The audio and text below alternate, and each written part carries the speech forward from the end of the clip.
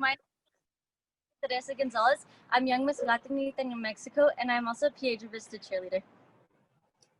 And the book that I'll be reading today is called La Princesa and the Pea by Susan Middleton Elia, illustrated by Juan Martinez Neal.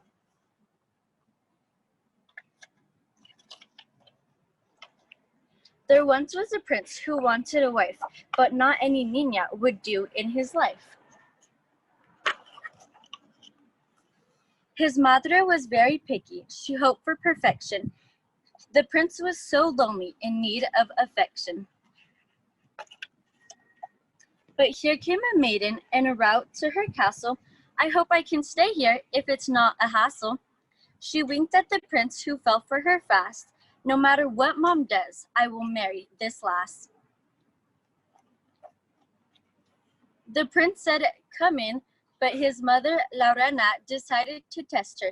Would this girl be buena?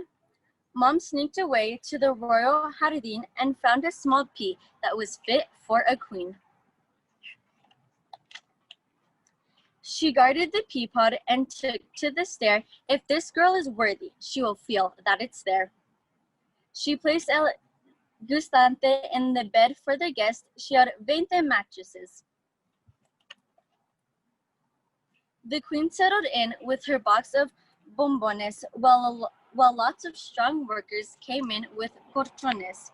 Uno was suave, dos was pequeño, tres was muy grande, cuarto un sueño. Several were pinstriped, some made of fleece, others were dotted or checkered or greased. The queen ate her treats, the bed was stacked high, and right when they finished, La Niña came by. Here is your cama, a place you can sleep. Thanks, said the girl, I won't even count sheep. Meanwhile, El Príncipe practiced I-do's. He knew that this maiden was the one he should choose. I like her, Mama, he said with the lips. We'll see, said the queen as she fluffed his quilt. The girl stretched her brazos and yawned with her baka, but the bed felt so lumpy, like there was a raka. The little gustiante was 20 times deep. Could it be the reason why the girl got no sleep? She trudged down to breakfast, her ojos so droopy. And how was your slumber? Laurana was snoopy. Great, said the girl, if you like hard and lumpy. Oh, pobrecita, said the prince, you're grumpy. The guest brightened up as she noticed the lad. Really, she murmured, it wasn't that bad. I, thought Laurana, how did she detect it? Is she a real princess? I think I suspect it. She signaled to her son that she had passed the test. Drat, she had managed to stave off the rest. The prince soon proposed with the golden anillo. They married that week in the royal castillo. The queen kept her promise and threw a big boda. The bride wore a wedding gown, stylish de moda. Excepto, they both said I do. And still, to this day, the queen has no clue. The prince had put pitchforks and stones in la cama to help his true love pass the test of Queen Mamama. The prince and his bride had hijos galore, one for each mattress, and then had no more. The end. Thank you. Okay, so today the story I will be reading is Dragons Love Tacos by Adam Rubin. Hey kid, did you know that dragons love tacos? They love beef tacos and chicken tacos. They love really big, gigantic tacos and tiny little baby tacos as well. Why do dragons love tacos? Maybe it's a smell from the sizzling pan. Maybe it's the crunch of the crispy tortillas. Maybe it's a secret. Either way, if you want to make friends with dragons, tacos are key. But wait, as much as dragons love tacos, they hate spicy salsa even more. They hate spicy green salsa and spicy red salsa. They hate spicy chunky salsa and spicy smooth salsa. If the salsa is spicy at all, dragons can't stand it. Why do dragons hate spicy salsa? Well, just one drop of hot sauce makes a dragon's ears smoke. Just one single speck of hot pepper makes a dragon snort sparks. Spicy salsa gives dragons the tummy troubles. And when dragons get the tummy troubles, oh boy. If you want to make tacos for dragons, keep the toppings mild. Tomatoes, lettuce, and cheese. These are all good toppings for tacos for dragons. Hey dragon, how do you feel about spicy taco toppings?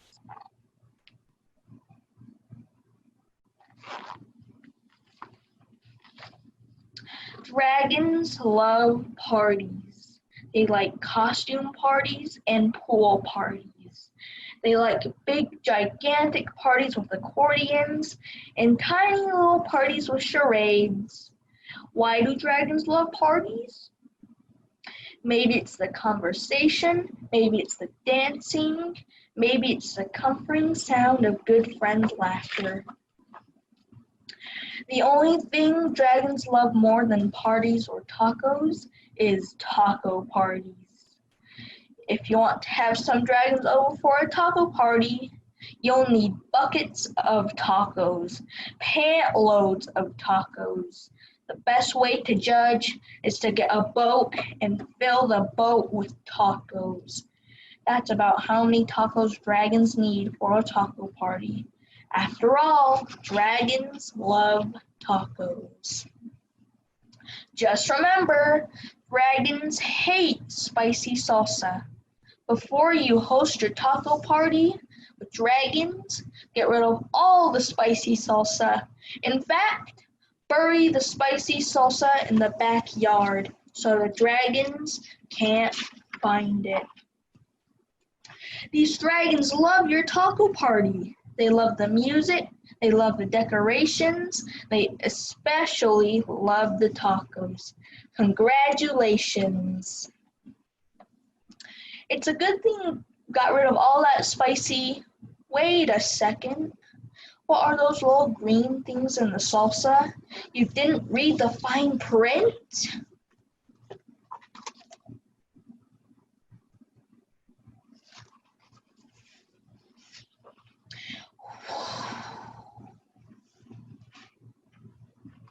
Too late.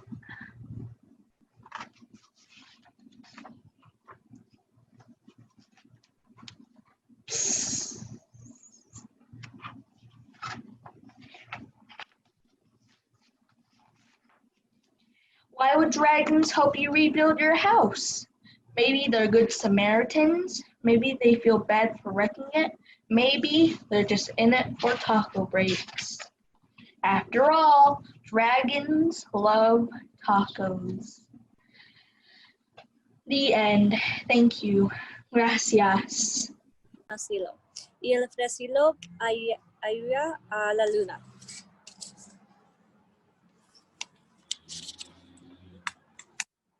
Mamá, y si llevara nuestros los huevos de perdiz blanca, y tratara de tener cuidado, y tratara de caminar despacio, pero me cayera, y si rompían los huevos, me daría mucha pena, pero aún así te quería.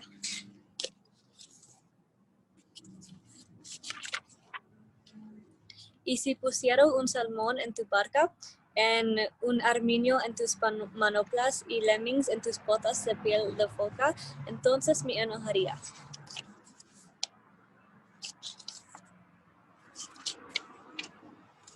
Y si echara agua a nuestra lámpara, entonces mi cielo, me enojaría mucho, pero aún así te quería.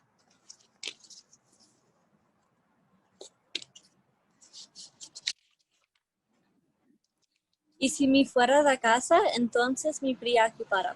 Y si me cuadrara fuera y cantara con los lobos y dormía en una cueva, entonces mi cielo, y me pondría muy triste, pero aún así te quería.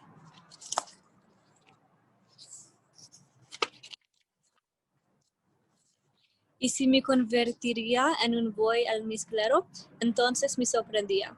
Y si me transforma en un morsa, entonces me asombraría y me asustaría un poquito.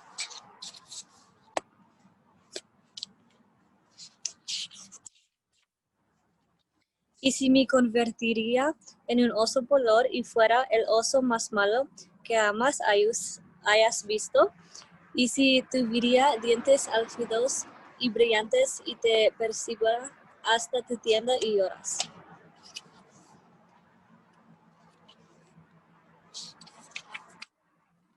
Entonces me sorprendía y me asustaría mucho, pero aún así dentro del oso, si eres la misma y te quería.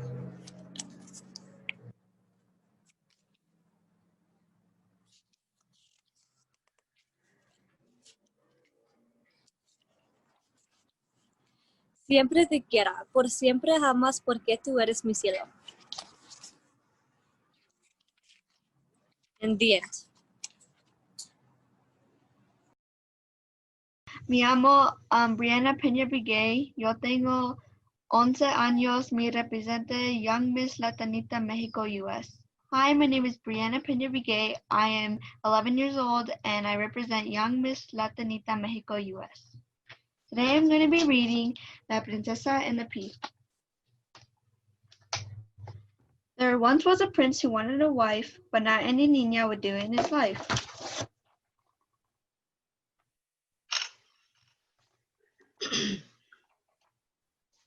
His madre was picky, she hoped for perfection, the prince was so lonely in need of affection.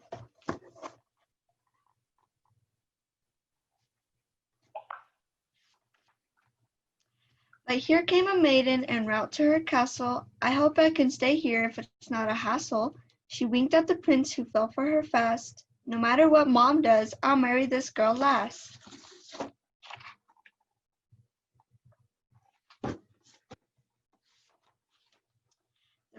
The prince said, come in, but his mother, La Reina, decided to test her. Would this girl be buena? Mama sneaked away to the royal jardín and found a small pea that was fit for a queen.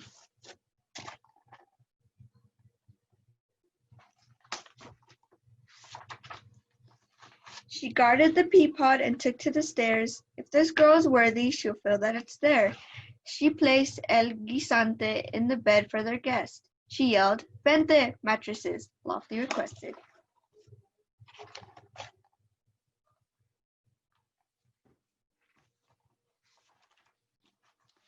The queen settled in with a box of bombones while lots of strong workers came with colchones. Uno was suave, dos was pequeño, tres was muy grande, cuatro un sueño.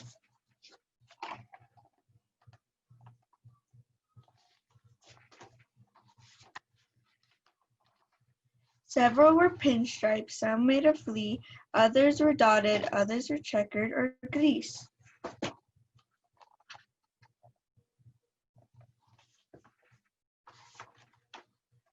The queen ate her treats, the bed was stacked high, and right when they finished, La Niña came by. Here's your cama, a place you could sleep. Thanks, said the girl, I won't even count sheep.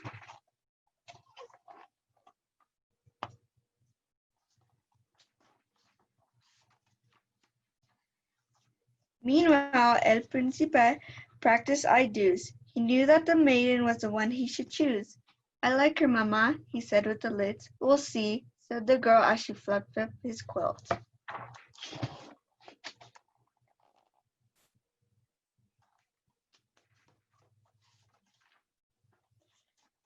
The girl stretched her brazos and yawned with her boca, but the bed felt so lumpy like there was a roca.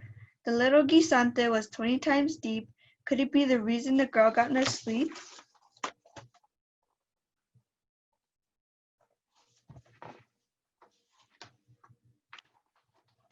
She trudged down to breakfast with her ojos so droopy.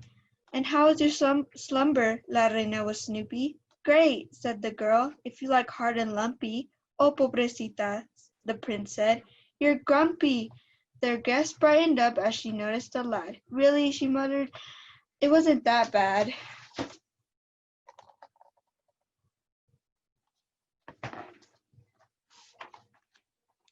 Ay, thought La Reina, how'd she detect it? Is she a real princess? I think I suspect it. She signaled her son and that the girl passed the test. Drat! She had managed to stave off the rest.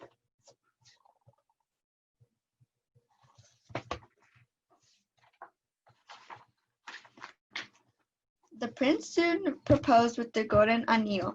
They married in the week in the royal castillo.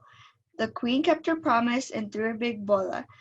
The bride wore a wedding gown stylish de moda. Acepto, acepto, they both said. I do. And still to this day the queen has no clue. The prince had put pitchforks and stones in la cama to help his true love pass the test of Queen Mama.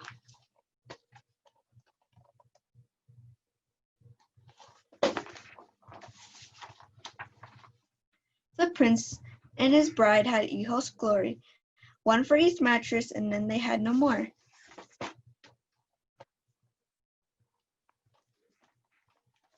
The end. Thank you for having me read La Princesa and the Pea. Hello everyone, my name is Valeria Marquez. I am World Team Miss New Mexico Tourism 2020-2021.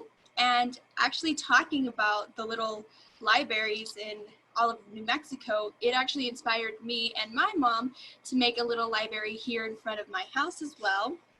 So if you're around my neighborhood or around Bloomfield, you could come over to my house, and we have a free library as well from a few books that I've read, and now I'm giving them to you. They are free, you can keep them, and the library, it does says free books, and it also says leave a book, take a book. So you can bring the books you don't want, and you could take a book that you want to read. And yeah, so the book I will be reading is called The Mermaid by Jan Brett. And how we say the mermaid in Spanish is La Sirena. So there you go.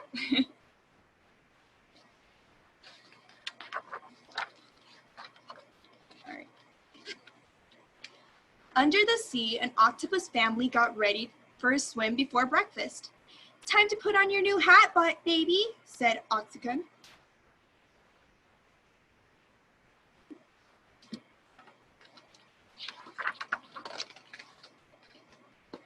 As the octopus family set off behind their house, a little mermaid spotted their front door, La Sirenita. Hiro had been drifting in a warm current with her pufferfish friend. Take care, Puffy warned. You never know who may live there. But I'm so curious, said Carino. She sashayed toward the seashelled house.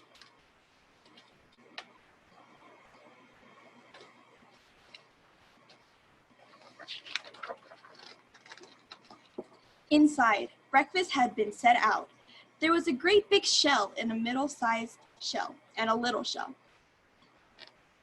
Quirino took a bite from the great big shell. Too crunchy, she said. La Sirenita tried and tendered bites in the middle-sized shell. Too slimy, she said.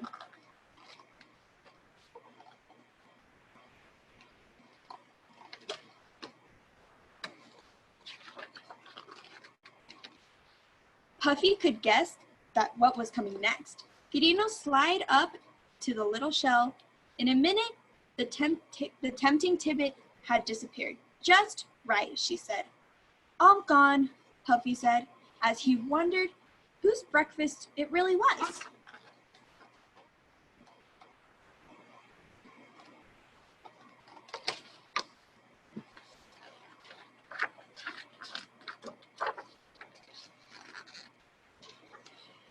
Quirino floated around the seashell house and saw 3 chairs. There was a big chair, a middle-sized chair, and a little chair.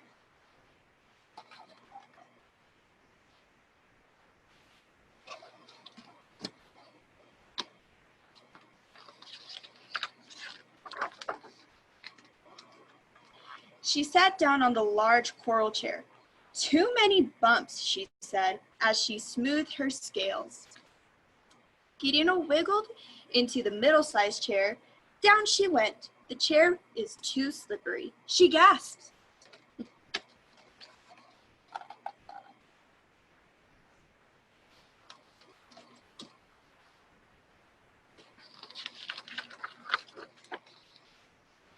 The little chair was the prettiest of all, and Quirino sat on it. "Just right," she said, and she gave her fins a flippery flip. All that wiggling broke the chair into bits.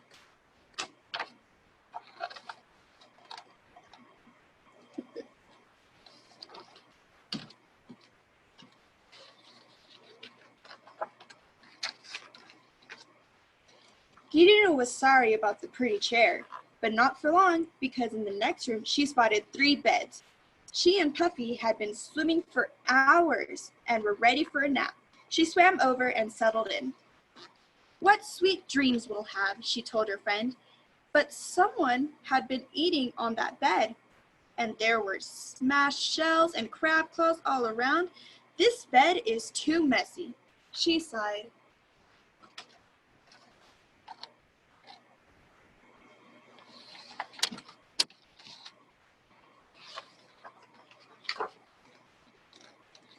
She flopped down on the middle-sized bed. "This bed is too squishy," she complained. As Quirino patted her tiara, she spied the last small bed. It rocked like a cradle in the tide. She set her head down on a pillow star and fell sound asleep.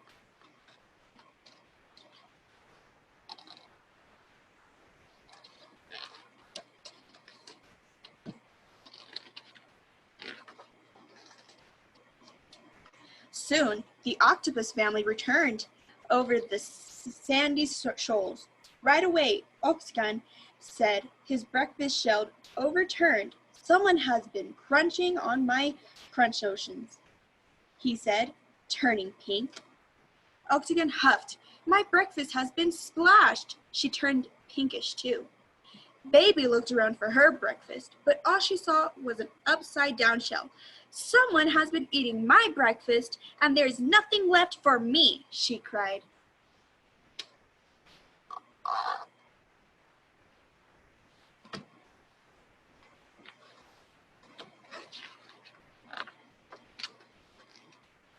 Octagon saw that his coral chair looked different.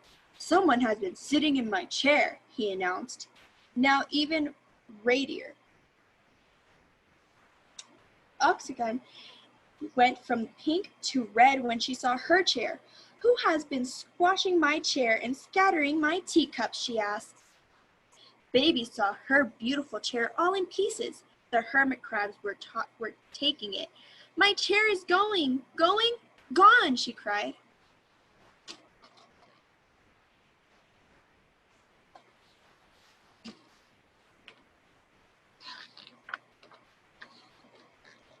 Sensing something else was amiss, Octagon squeezed into the bedroom. "Someone has been sleeping in my bed." He blasted ocean water and kicked up the star-shaped sand. Puffy felt as ripples as Octagon jetted toward her bed. Just the soft seaweed she liked the Doros in the sand was tangled and torn. "Someone has been sleeping in my bed," she said.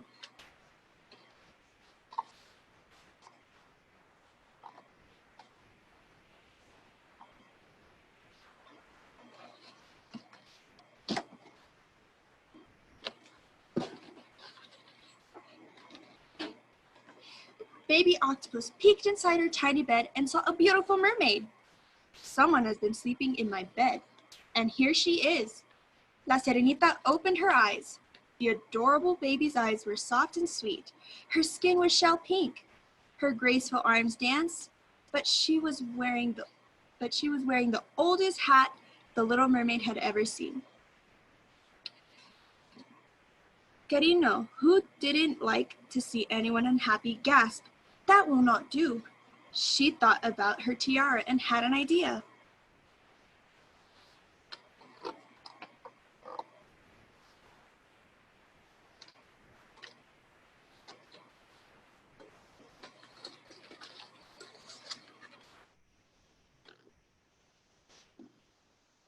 Just then, all three octopuses reached out for Quirino.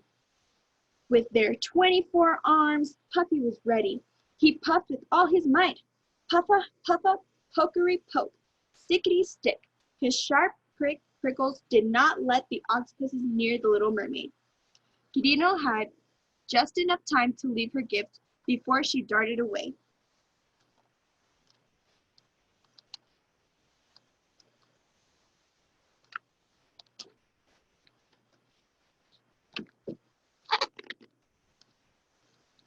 Quirino, Puffy, and their new friend Eagle Ray swam away from the seashell house. They couldn't stop smiling about the baby octopus's crowning gift.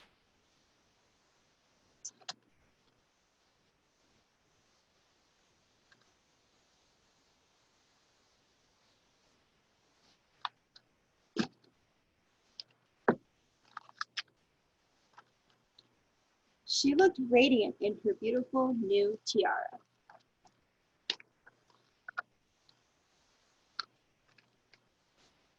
And that's La Sirenita.